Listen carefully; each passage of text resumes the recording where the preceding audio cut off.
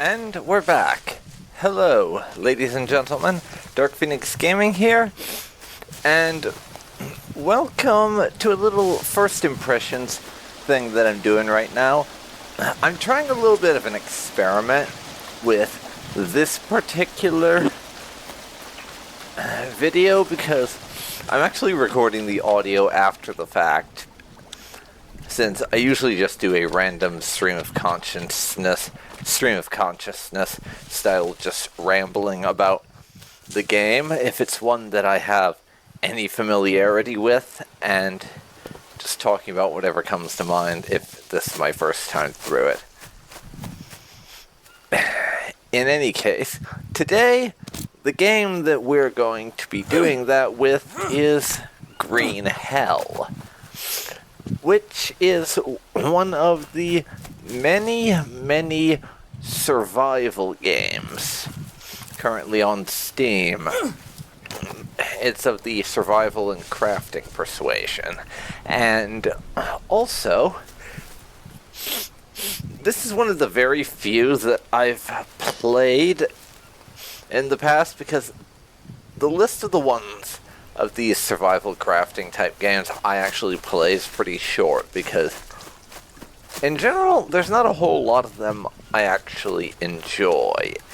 And I'm gonna tell you this right now, by the time I finish this little session here, plus the little bit of it I've played in the past, I've basically come around to the fact that while it's a very good game, I don't think it's for me. I generally prefer to not have the very insane, over-the-top types of crafting survival games, and this one is definitely leaning more on the you have to actually be all in on trying to survive or you are going to die. But the crafting and the ability to build a base and everything is really cool. It's just the type of this sort of survival crafting game that I generally lean more towards are the ones where it's more the survival is there in terms of like managing hunger and thirst and things, but it's not the main element. Hence why I generally prefer games like Valheim for that sort of thing, and to a lesser degree, there's actually another adjacent survival game that's more similar to this one that I kind of do like quite a bit, and in this case, I'm referring to a game called The Forest, which the issue with Green Hell in this regard is for the whole survival crafting thing. Given that is a central focus, the tutorial and waiting for everything to open up in the main game mode for the story, which is really what it aims you towards. Like, there's an open world sandbox version of the game, but really the way the game is designed, it does definitely push you towards playing the story mode. Even if it's just, it has a story and you're mostly doing the whole survival and crafting and what have you thing for the most part. And the story is just something you slightly push towards as you do other things. In any case, I do actually really like the crafting and base building in this game. It does start out quite small, but kind of builds on itself bit by bit over time, and I like how expansive it can get, where you can essentially get to the point where you're building an entire base rather than just a tiny sleeping bag you can use to save your game. But one thing I should mention right here and now is that just overall, you're not going to really see any crafting in this particular video because the footage I got was some fairly early game stuff, so the crafting comes a bit later. I mean, I craft some bandages and things for the tutorial to heal some wounds, but that's about it. Did not do a massive amount more than that, but as I said, it's an excellent game, and the survival crafting elements are very good and very well put together, and it all works great. The issue with it is just, as I said, it's a lot more intense and hardcore than I prefer my survival crafting games to be generally. So, TLDR, it's an excellent survival crafting game. It's just not my sort of game. And that's okay. As I have said many, many times before, it's fine for a game to not be for me. Not every game needs to be made for every person. But there are a lot of tools and things for building and gathering resources and stuff, which is quite cool. You sort of get a little snippet of that in the tutorial section with the story part before the game takes away all of those tools, and then you have to get your own set and start building things and what have you all over again, which is good and not good. It's good in the sense that I like getting given a little taste of what I'll have access to in terms of tools and things that I can use for surviving and everything. It's good in that respect, but it's bad in the sense that you get used to having those tools, so it's kind of jarring and infuriating to have them taken away after the intro section, is the best way I can think to describe it. So, a bit hit and miss there. Another thing I describe as a little hit and miss is the UI in regards to crafting, because, and you'll see this in the footage at some point during this, if you're paying attention, but actually, you do all of your crafting through a little notebook that your character has.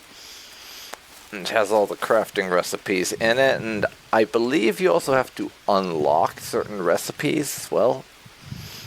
So, that's also a thing. And also, you remember how I mentioned that this game is a lot more hardcore than a lot of survival crafting games. I know I was supposed to not call, but it also has and I things fell down like a good 30 feet.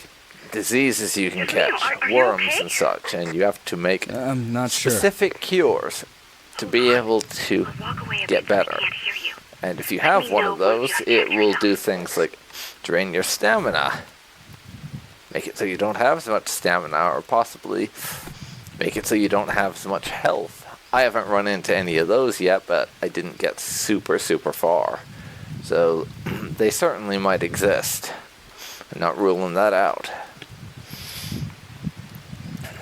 But that method of hardcoreness and crafting with the notebook and everything, it's good and bad.